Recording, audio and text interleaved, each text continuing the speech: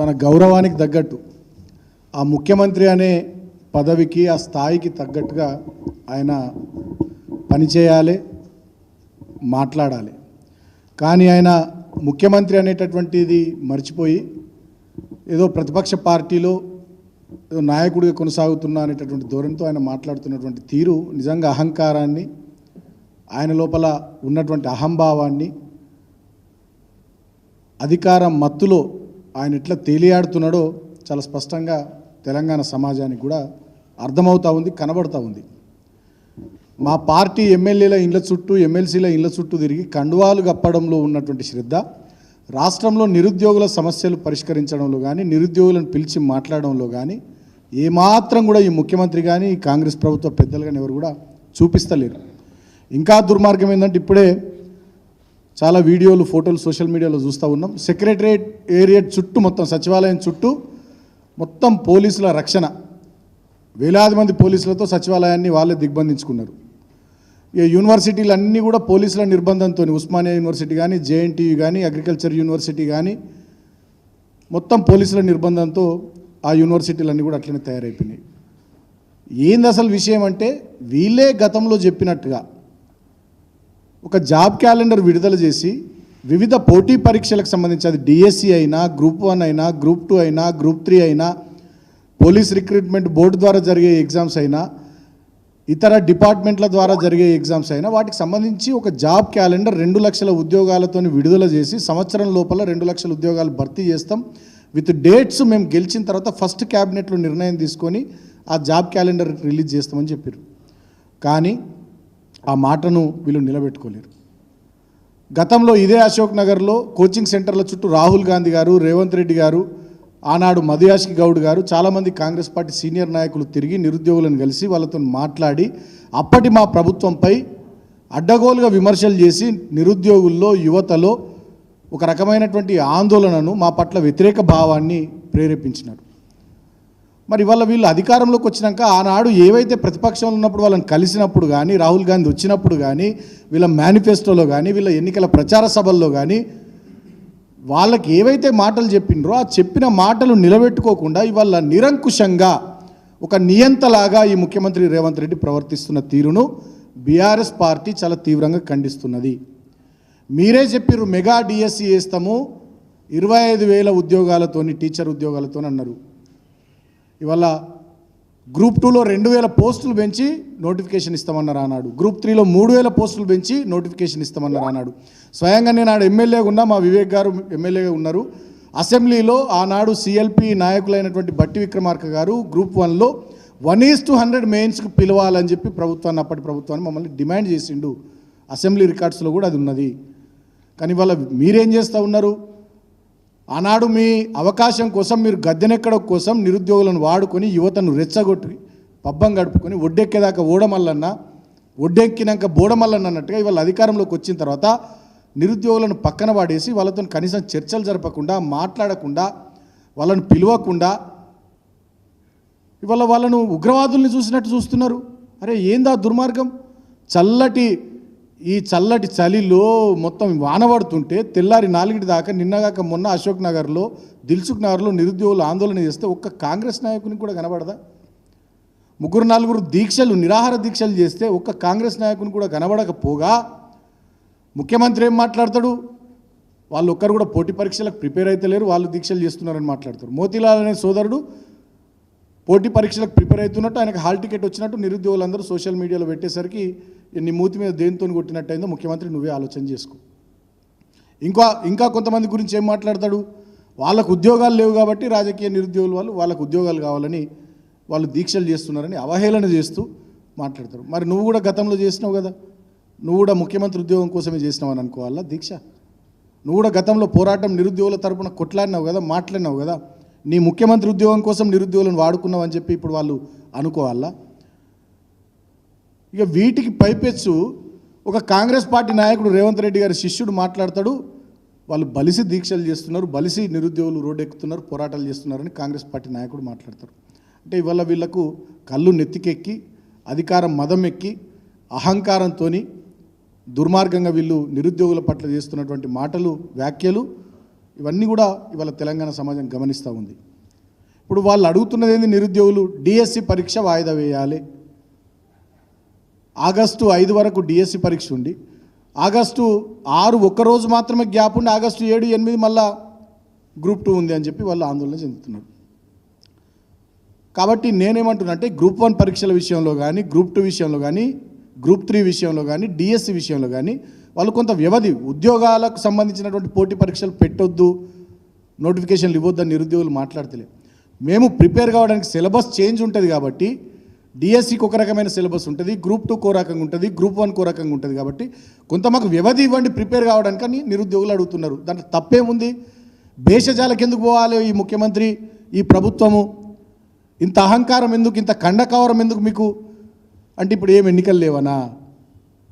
సమీప భవిష్యత్తులో ఎలాంటి ఎన్నికలు లేవు కాబట్టి వీళ్ళతోనేం కాదు, ప్రజలతోనేం కాదు, మేమేం చేసినా మమ్మల్ని ఎవరు అడిగేటోళ్ళు లేరు, పట్టించుకునేటోళ్ళు లేరు. అసెంబ్లీ ఎన్నికలు అయిపోయినాయి, గద్దెనెక్కినాం, పార్లమెంట్ ఎన్నికల్లో కొన్ని సీట్లు సంపాదించినాం, ఇప్పుడు సమీప భవిష్యత్తులో ఏ ఎన్నికలు లేవు కాబట్టి ఎవరిని పట్టించుకోవాల్సినటువంటి అవసరం లేదనే ధోరణిలో ఇవాళ పుండు మీద కారం చల్లినట్టుగా రెచ్చగొట్టే విధంగా ఈ ముఖ్యమంత్రి గారు కానీ కాంగ్రెస్ పార్టీ నాయకులు కానీ మాట్లాడుతున్నారు. ఇవాళ సచివాలయ ముట్టడికి నిరుద్యోగులు పిలుపునిస్తే రాష్ట్ర వ్యాప్తంగా మా బీఆర్ఎస్ పార్టీ విద్యార్థి విభాగ నాయకులను ఇళ్లకు పోయి అరెస్ట్ చేస్తూ ఉన్నారు, యూనివర్సిటీలో హాస్టళ్లకు పోయి అరెస్ట్ చేస్తూ ఉన్నారు. తర్వాత మొత్తం సచివాలయాన్ని పోలీసులు, వేలాది మంది పోలీసులతో దిగ్బంధించారు, యూనివర్సిటీలన్నీ దిగ్బంధించారు. సరే ఇవాళ ఒక్కరోజు ఆపుతారు, సచివాలయం ముట్టడికి నిరుద్యోగులు పిలిపించారు కాబట్టి ఇవాళ ఒక్కరోజు కంట్రోల్ చేస్తారు. మరి రేపేంది, ఎల్లుండేంది? ఇట్లా ఎన్ని రోజులు నిరుద్యోగులతో పెట్టుకుంటారు? లక్షలాది మంది యువతతోని, వాళ్ళ మనోభావాలతోని ఎన్ని రోజులు మీరు ఆటలు ఆడుకుంటారు? ముఖ్యమంత్రి గారు అడుగుతున్నాం మేము. మీరే కదా ప్రియాంక గాంధీ గారితో చిలక పలుకులు పలికిచ్చింది, మీరే కదా ఖర్గే గారితో మంచి ముచ్చట్లు చెప్పించింది, మీరే కదా రాహుల్ గాంధీ గారిని తీసుకొని వచ్చి వాళ్ళ దగ్గర కూర్చుండబెట్టి మాయమాటలు చెప్పించింది. మరి వాళ్ళ మీకు ఏమైంది? అధికారం వచ్చిన తర్వాత ఆ నిరుద్యోగులను ఎందుకు నిర్లక్ష్యం చేస్తున్నారని చెప్పి వాళ్ళ బీఆర్ఎస్ పార్టీ పక్షాన డిమాండ్ చేస్తూ ఉన్నాం. చాలామంది మీద కూడా అక్రమ కేసులు పెట్టినారు. ఇవాళ మేము పార్టీ పక్షాన డిమాండ్ చేస్తూ ఉన్నాం, పెట్టిన కేసులను బేషరతుగా ఎత్తివేయాలి. ఈరోజు అరెస్ట్ చేసిన విద్యార్థి నాయకులను కానీ, నిరుద్యోగులు కానీ, యువత కానీ వాళ్ళని బేషరతుగా విడుదల చేయాలి. మూడవ మాట, ముఖ్యమంత్రి గారు మొన్న మాట్లాడినటువంటి మాటలు డెఫినెట్గా అవి తెలంగాణ సమాజం ఖండించదగ్గ మాటలు, అహంకారంతో మాట్లాడినటువంటి మాటలు. గతంలో కేసీఆర్ గారు ముఖ్యమంత్రిగా ఉన్నారు, ఎన్నడూ కూడా వారు ఇట్లా మాట్లాడలే. మరి మొన్నటిదాకా ఈ పౌర సమాజంలో ఉండేటటువంటి కొంతమంది మేధావులు మా ప్రభుత్వం మీద 10 ఏళ్ళు విరుచుకుపడ్డోళ్ళు ఇవాళ ఒక్కరు కూడా ముఖ్యమంత్రి మాటల మీద మాట్లాడతలేరు. కోదండరామ్ గారు ఇటు వేయరు, ఆకునూరు మురళి అనేట ఆయన ఇటు వేయండు, హరగోపాల్ గారు ప్రొఫెసర్ వారు ఇటు వేయరు. ఇంకా తెలంగాణలో చాలామంది మేధావులు ఆనాడు మా ప్రభుత్వం మీద అంటే విరుచుకుపడ్డటువంటి వాళ్ళు ఇవాళ ముఖ్యమంత్రి ఇంత అహంకారంతో నిరుద్యోగుల పట్ల దీక్షలు చేస్తున్న, నిరాహార దీక్షలు చేస్తున్నటువంటి వారి పట్ల ఇష్టం వచ్చినట్టుగా మాట్లాడితే మీరు ఒక్కరు మీ నోరు ఎందుకు బయటకు వస్తలేదు? మీ పేపర్ మీద రాసే మీ రాతలు, మీ పెన్ను ఎందుకు గదులుతలేదు? ఇంకా అయిపోయింది ఆ పెన్నులా? లేకపోతే మీ నోళ్ళల్లో ఏమన్నా మాట్లాడొద్దని చెప్పి ఇక మూతికి ఏమైనా ప్లాస్టర్ వేసుకున్నారా? లేకపోతే ముఖ్యమంత్రిని చూసి భయపడుతున్నారా? రేవంత్ రెడ్డిని చూసి భయపడుతున్నారా? ఎటువైండు కోదండరామ్ గారు, ఎటువై రాక్నూర్ మురళి గారు, ప్రొఫెసర్ నాగేశ్వర్ గారు ఎటువైర్రు? ఇంకా చాలామంది మేధావులు అన్నాడు మా మీద ఆర్టికల్స్ రాసిన వాళ్ళు, టీవీ చర్చలలో పాల్గొన్న వాళ్ళు, ఫోన్ ఇన్లలో మాట్లాడిన వాళ్ళు, అంటే అశోక్ నగర్కు, దిల్సుఖ్ నగర్ కురికిన వాళ్ళు. ఎటువైనండి మీరంతా? రాజకీయ నిరుద్యోగులు దీక్షలు చేస్తున్నారు, వాళ్ళకు ఉద్యోగం లేదని ముఖ్యమంత్రి మాట్లాడితే ఒక్క కాంగ్రెస్ పార్టీ నాయకుడు ఖండించడా అండి? పౌర సమాజంలో ఒక మేధావి ఖండించడా అండి? ఒక కోచింగ్ సెంటర్ నడుపుకునేట ఆయనకు ఈ పరీక్షలు వాయిదేస్తే 100 కోట్లు వస్తాయని చెప్పి కోచింగ్ సెంటర్ల నిర్వాహకులను ముఖ్యమంత్రి విమర్శిస్తే ఒక మేధావి మాట్లాడా? కాంగ్రెస్ పార్టీలో మరి ఇది కాంగ్రెస్ పార్టీ వైఖరా? ముఖ్యమంత్రి మాట్లాడింది. నేను ఉత్తమ్ కుమార్ రెడ్డి గారిని అడుగుతున్నా, బట్టి గారిని అడుగుతున్నా, శ్రీధర్ బాబు గారిని అడుగుతున్నా, సీనియర్ నాయకులు దామోదర్ రాజనరసింహ గారిని అడుగుతా ఉన్నా, జగ్గారెడ్డి అన్నని అడుగుతా ఉన్నా, జీవన్ రెడ్డి గారిని అడుగుతా ఉన్నా. మరి ఇది ముఖ్యమంత్రి రేవంత్ రెడ్డి గారు మాట్లాడింది అది కాంగ్రెస్ పార్టీ వైఖరా? నిరుద్యోగులు అంటే మీ కాంగ్రెస్ పార్టీకి ఆ రకమైనటువంటి భావన ఉందా? మరి మీరు సీనియర్లు ఎందుకు స్పందిస్తలేరు? నిరుద్యోగుల మీద కేసులు పెడుతుంటే, వాళ్ళని గొడ్లను ఈడ్చినట్టు ఈడ్చి పోలీస్ వ్యాన్లలో వారేస్తుంటే కాంగ్రెస్ పార్టీ సీనియర్ నాయకులు ఏం చేస్తున్నారు? పౌర సమాజంలో ఉన్న మేధావులు ఏం చేస్తున్నారు? ఇంత నియంతృత్వంగా, నిరంకుశంగా రేవంత్ రెడ్డి దుర్మార్గం చేస్తూ ఉంటే ఎందుకు తెలంగాణ సమాజం గొంతెత్తుతలేదు? కానీ మేము మాత్రం ఒక విషయం స్పష్టంగా ఇవాళ నిరుద్యోగులకు కూడా విజ్ఞప్తి చేస్తూ ఉన్నాం, తెలంగాణ సమాజానికి విజ్ఞప్తి చేస్తూ ఉన్నాం.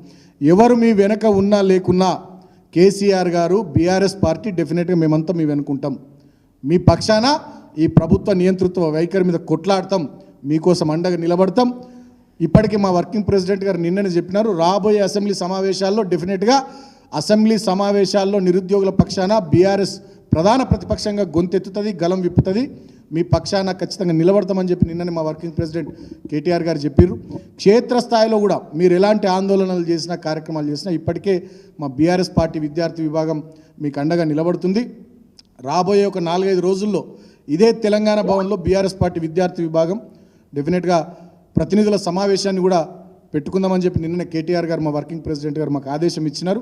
సో దాంట్లో కూడా రాబోయే రోజుల్లో నిరుద్యోగుల పక్షాన ఏ రకమైనటువంటి కార్యక్రమాలు తీసుకోవాలి, మీకు ఎట్లా అండగా ఉండాలి, ఈ ప్రభుత్వం మెడలు వంచడానికి మేమేం చేయాలనేటటువంటిది కూడా దిశానిర్దేశం తెలంగాణ భవన్ వేదికగా వారు చేస్తామని చెప్పి కూడా నేను చెప్పినారు. రాబోయే 4-5 రోజుల్లో కూడా ఆ సమావేశం పెట్టుకుంటామని కూడా మేము నిరుద్యోగులకు, యువతలకు విజ్ఞప్తి చేస్తూ ఉన్నాం. మీరు ఎవరు అధైర్యపడద్దు, గట్టిగా ఉండండి, మొండి ఉండండి. డెఫినెట్గా మీ వెనుక బీఆర్ఎస్ పార్టీ ఉంటుంది. ఈ ప్రభుత్వం మెడలు వంచుదాం. ప్రభుత్వం గతంలో చెప్పినట్టుగా జాబ్ క్యాలెండర్ 2 లక్షల ఉద్యోగాలకు సంబంధించి విడుదల చేసేటట్టుగా ప్రభుత్వం మీద ఒత్తిడి తీసుకొద్దాం. డిఎస్సి విషయంలో గ్రూప్ 1, గ్రూప్ 2, గ్రూప్ 3 విషయంలో కానీ మిగతా కొన్ని ఉద్యోగాలకు సంబంధించి అపాయింట్మెంట్ ఆర్డర్లు ఇచ్చి వాళ్ళకు పోస్టింగ్లు ఇవ్వనటువంటి పరిస్థితుల మీద కానీ ఇతర అన్ని విషయాల పట్ల డెఫినెట్గా నిరుద్యోగుల పక్షాన మా పార్టీ నిలబడుతుంది. మా విద్యార్థి విభాగం ఆధ్వర్యంలో నిజంగా మేము చాలా సీరియస్గా కమిట్మెంట్తో మీతో పనిచేస్తాం.